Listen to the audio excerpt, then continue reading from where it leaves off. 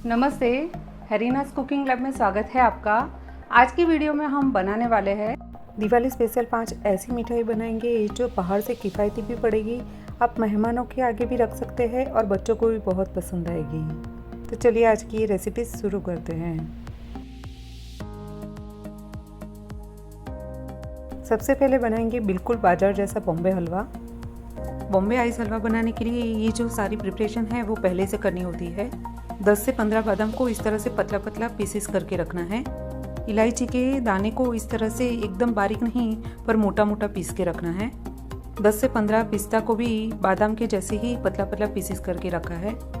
Butter paper को Greece करने के लिए थोड़ा सा घी रखा है अलग से। और जो सैफरॉन आता है केसर, उसे मैंने 1 टेबलस्पून गर्म दूध में इस तरह से उबाल के भिगो के रखा है। आप इसकी जगह पे फूड कलर भी यूज़ कर सकते हैं। और ½ टीस्पून जितना कार्डमम पाउडर लिया है। इन सारी चीज़ों की तैयारी आप पहले से करके रखेंगे तो आपको आसानी रहेगी। अब हलवा बनाने के लिए मेन इंग्रेडिएंट्स कौन से चाहिए वो मैं बता देती हूँ। 1/3 कप मैंने घी लिया है और ½ कप मैदा और ½ कप मिल्क लिया है। मैदा और दूध आप जितना लेते हैं उससे डबल आपको शुगर लेनी है, यानी कि मैंने 1 कप यहाँ पे शुगर ली है। आप यहाँ पे कोई भी घर पे कटोरी हो उसका नाप ले सकते हैं। कोई भी एक नाप की कटोरी घर में से ले लीजिए और उसको नाप के दूध और मैदा लीजिए और वो 2 कटोरी शुगर ले लीजिए। और जिस कटोरी से नाप के आपने दूध और मैदा लिया है उससे थोड़ा सा कम, यानी कि पौनी कटोरी घी लेना है। घी थोड़ा कम लीजिए। अब इस तरह से कोई एक बड़ा बटर पेपर लेना है और इसको इस तरह से घी से ग्रीस करके रख लेंगे पहले से। अब जिस पैन में हम हलवा बनाने वाले हैं उसमें सबसे पहले घी, दूध, शुगर और मैदा, इन चारों चीज़ों को अच्छे से मिक्स कर लेंगे। इसे अभी मैंने सिर्फ प्लेटफॉर्म पे रखा है, इसे अभी से गर्म नहीं करना है। इन चारों चीज़ों को पहले बहुत ही अच्छी तरीके से मिक्स कर लेंगे। इसमें बिल्कुल भी लम्स नहीं रहने चाहिए। चारों चीज़ें अच्छे से मिक्स हो जाए उसके बाद ही इसे गैस पे रखेंगे। यहाँ पे आपको दूध लो फैट ही लेना है, फुल फैट मत लीजिए। अगर लो फैट दूध लेंगे तो उसका रिजल्ट ज़्यादा अच्छा आएगा। फुल फैट दूध में थोड़ा चिकनापन ज़्यादा होता है, इसलिए फुल फैट दूध से लो फैट दूध का जो हलवा बनाते हैं उसका रिजल्ट ज़्यादा अच्छा आता है। फ्रेंड्स, अगर आपको मेरी रेसिपीज़ पसंद आ रही है और आपने चैनल को सब्सक्राइब नहीं किया है तो सब्सक्राइब कर लीजिए और साथ में बेल आइकन को ज़रूर क्लिक कीजिएगा। अगर आप बेल आइकन को क्लिक करेंगे तो ही मेरी जब नई रेसिपी आएगी तो उसकी नोटिफिकेशन आपको मिलेगी।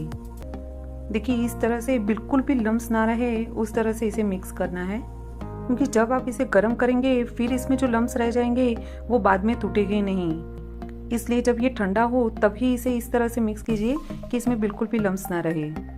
देखिए, हलवे के लिए मिश्रण अच्छे से तैयार हो गया है। अब हम इसे गैस पे गर्म रखेंगे। इस मिश्रण को मीडियम फ्लेम पे कंटिन्यू इस तरह से हिलाते हुए गर्म करेंगे।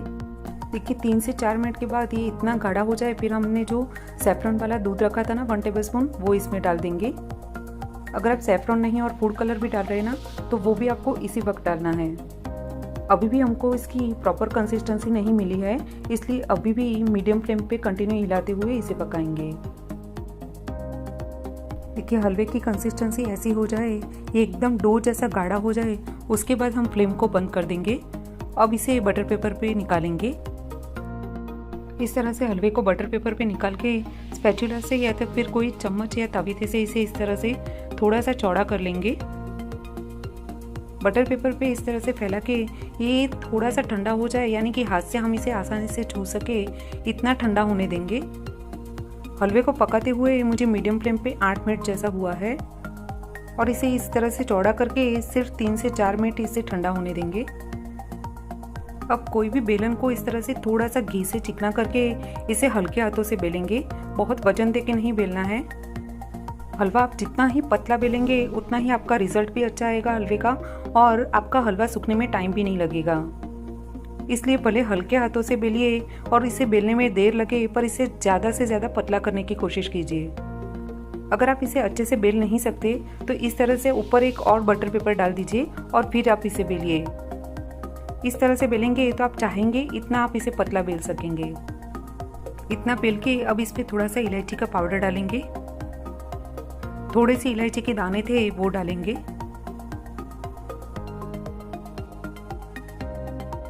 थोड़ी सी बादाम पीस के रखी थी वो डालेंगे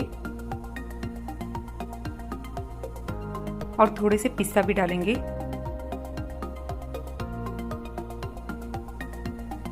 अब वापस से इस पे बटर पेपर रखेंगे और इसे अच्छे से बेलन से एक बार बेल लेंगे।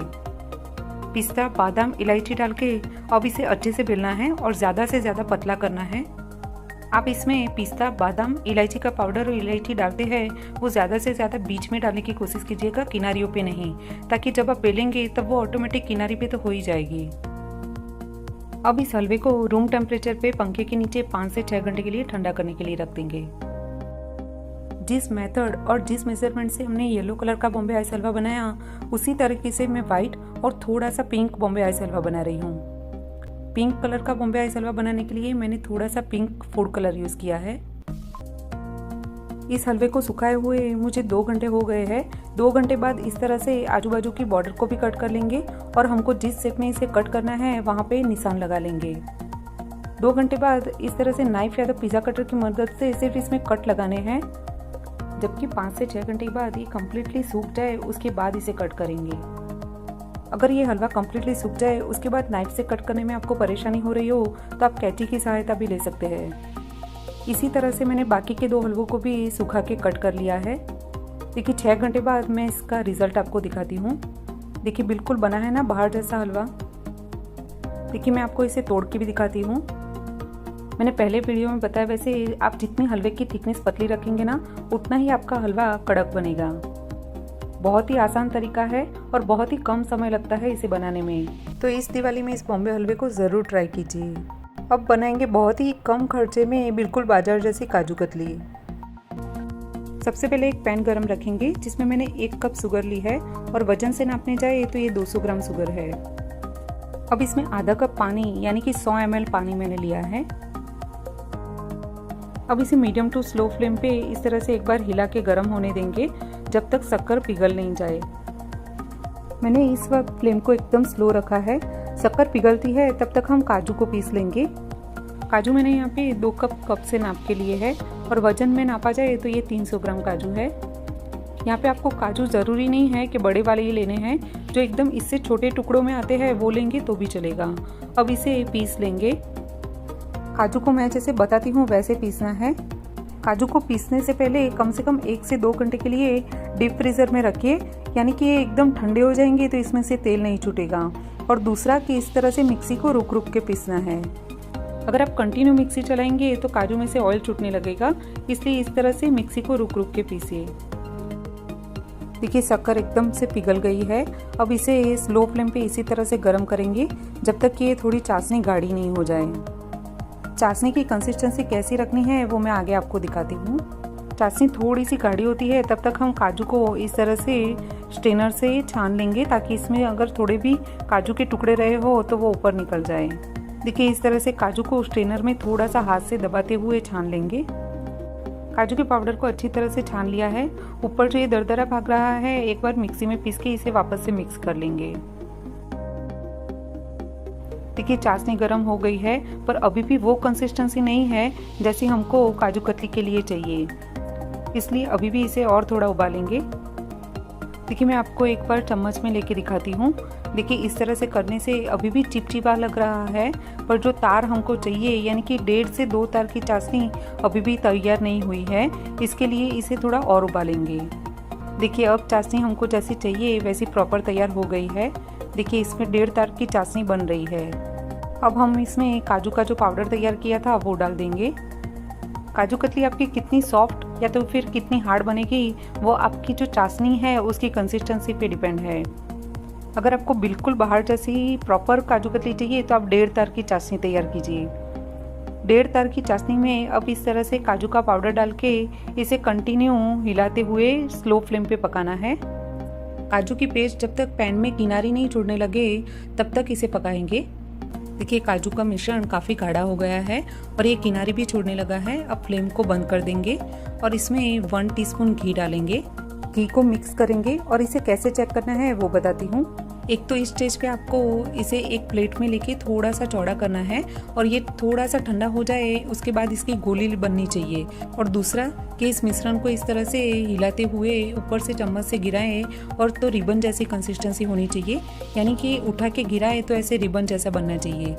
अब एक बटर पेपर लेंगे और इसे घी से इस तरह से ग्रीस कर लेंगे। इसमें थोड़ा अच्छी क्वांटिटी में घी लगा के पूरा बटर पेपर इस तरह से चिकना कर लेना है। अब इस बटर पेपर पे इस तरह से जो काजू का मिश्रण है उसको डालेंगे। इसे इस तरह से थोड़ा स्पैचुला से ठंडा कर लेंगे। बटर पेपर पे ही इस तरह से स्पैचुला से इस तरह से इसको चौड़ा करते जाना है और इकट्ठा करते जाना है, इस तरह से ठंडा करना है। अब इस तरह से बटर पेपर से इसे दबाते जाएंगे, हर तरफ से इस तरह से दबा के इसे ठंडा करेंगे। इस तरह से हमारा जो काजू कतली का डो है वो एकदम स्मूथ भी हो जाएगा और ठंडा भी हो जाएगा। अब हाथ को इस तरह से घी से थोड़ा चिकना कर लेंगे और डो को इस तरह से दबाते हुए थोड़ा सा गोल शेप दे देंगे। अब घी से थोड़ा से इस तरह से थपथपाएंगे और बेलन को घी से चिकना करके इस तरह से एकदम हल्के हाथों से इसे बेलेंगे। इसकी थिकनेस हमें जो बाहर काजू कतली मिलती है ना, बस उतनी ही रखनी है। इस तरह से बेलते हुए आजू बाजू की बॉर्डर को इस तरह से सेट करते जाएंगे और इसे बड़ा करते जाएंगे। अब इस तरह से बटर पेपर को ऊपर से फोल्ड करेंगे और इस तरह से इसे बड़ा करेंगे। पूरी तरह से इसे बेलने के बाद इसे इस तरह से बॉर्डर जो है उसकी वो राउंड शेप में हो तो इस तरह से आजू बाजू से कट कर लेंगे।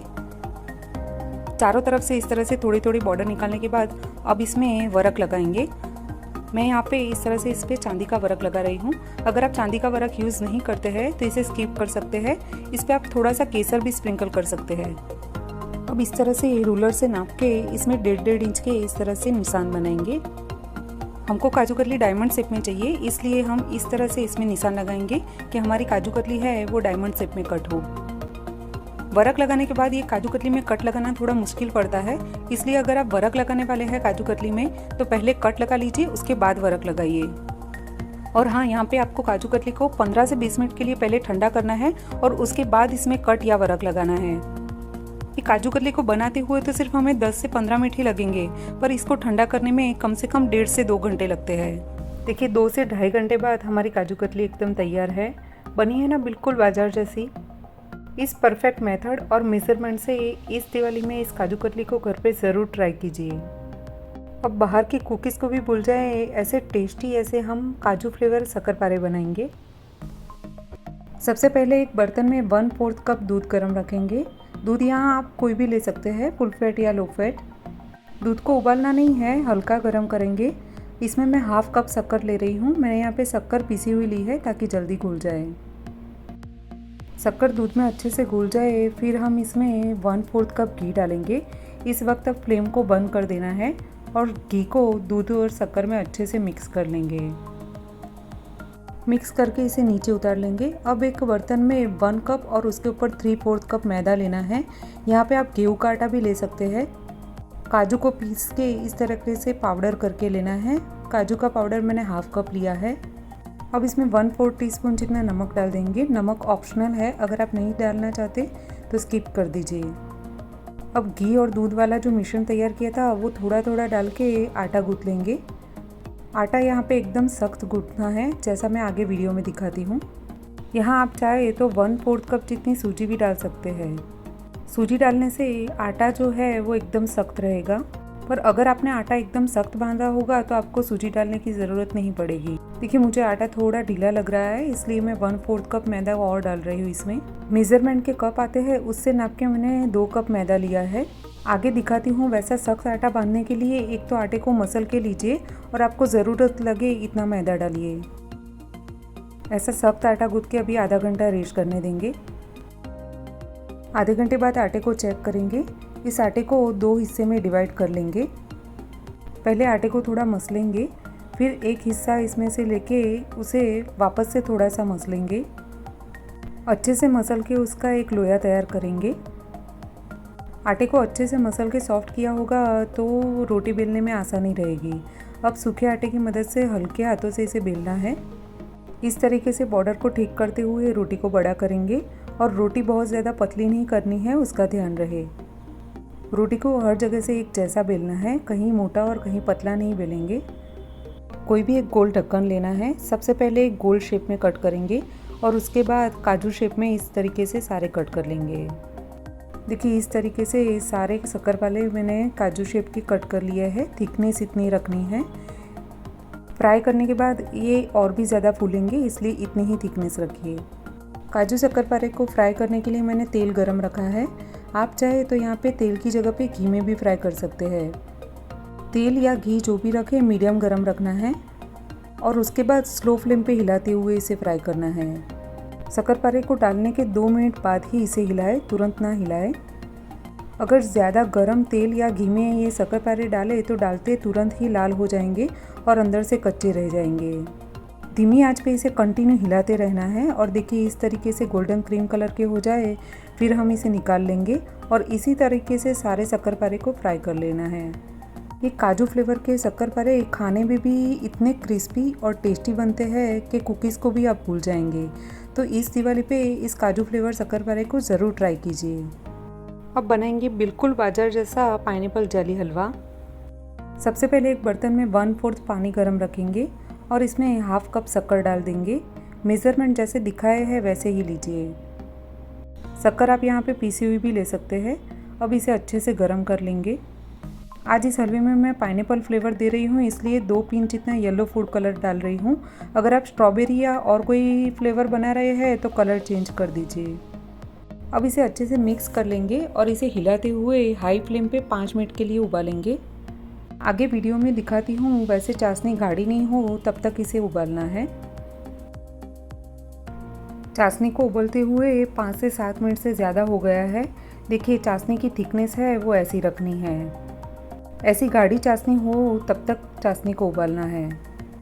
अब एक बर्तन में 1/4 कप कॉर्नफ्लोर ले लेंगे और इसमें थोड़ा थोड़ा पानी डाल के इसे अच्छे से मिक्स करेंगे ताकि इसमें लम्स ना रहे। मैंने यहाँ पे आधा कप पानी लिया है। इस वक्त फ्लेम को बंद रखना है। सारे मेज़रमेंट मैंने जैसे बताया है वीडियो में वैसे आप लेंगे तो आपका पाइनएप्पल जेली हलवा बिल्कुल बाहर जैसा बनेगा। अब इसमें 2 टेबलस्पून लेमन जूस और ½ टीस्पून पाइनएप्पल एसेंस डालेंगे। यहाँ पे आप जो फ्लेवर बना रहे हैं वो एसेंस का इस्तेमाल कीजिए और इस वक्त फ्लेम को ऑन कर देना है। इसे एकदम स्लो फ्लेम पे हिलाते हुए गर्म करना है। हाई फ्लेम रखेंगे तो इसमें लम्स पड़ने लगेंगे। इसमें भी हम 2 पिंच जितना येलो फूड कलर डालेंगे। इसे अच्छे से मिक्स कर लेंगे। अब इसे कंटिन्यू इस तरीके से हिलाते रहना है स्लो फ्लेम पे। इसमें लम्स बिल्कुल भी नहीं पड़ने चाहिए। अब इस वक्त इतना गाढ़ा होने पर चाशनी डाल देंगे इसमें और चाशनी डाल के वापस से इसे मिक्स करते हुए थोड़ा सा गर्म करेंगे। जब तक ये जेली जैसा गाढ़ा नहीं हो जाए तब तक इसे हिलाते हुए पकाना है। अगर आपको लगे कि इसमें थोड़े लम्स पड़ गए हैं तो आप इसे एक बार छलनी से छान लीजिए। देखिए इतना गाढ़ा हो जाए फिर फ्लेम को बंद कर देना है। अब इसे एक बाउल में निकाल लेंगे।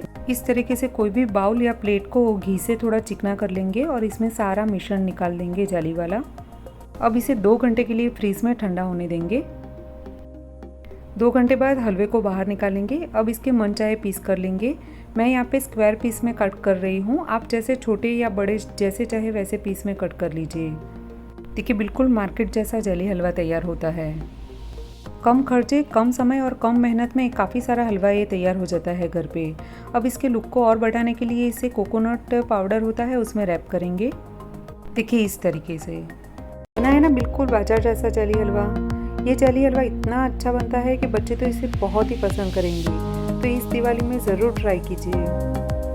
जेली हलवा बनाने के बाद अब बनाएंगे बच्चों की बहुत ही फेवरेट ऐसी जेली। बिना जिलेटिन और बिना प्रिजर्वेटिव के ये जेली कैसे बनती है चलिए देखते हैं। एक बर्तन में 750 ml पानी लिया है। हर चीज़ हम इसी नाप के हिसाब से लेंगे।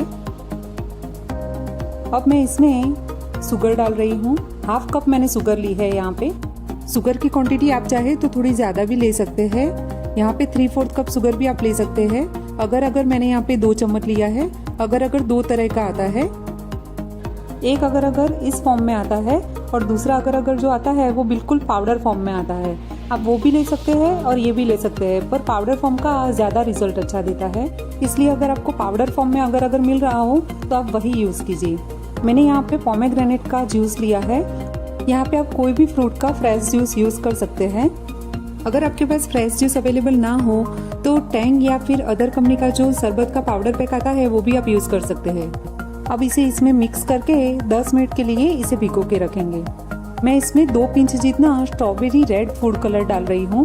ये बिल्कुल भी ऑप्शनल है, अगर नहीं डालना चाहते आप तो स्किप भी कर सकते हैं। और आप चाहे तो इसमें फूड कलर और एसेंस बहुत तरह की मार्केट में मिलते हैं, तो कोई भी फ्लेवर के लिए एसेंस डाल के शुगर की मात्रा थोड़ी बढ़ा के कोई भी फ्लेवर की जेली आप बना सकते हैं। एसेंस वाले तरीके से आप बिना सीजन के कच्ची कैरी, मैंगो, ऑरेंज कोई भी जेली बना सकते हैं।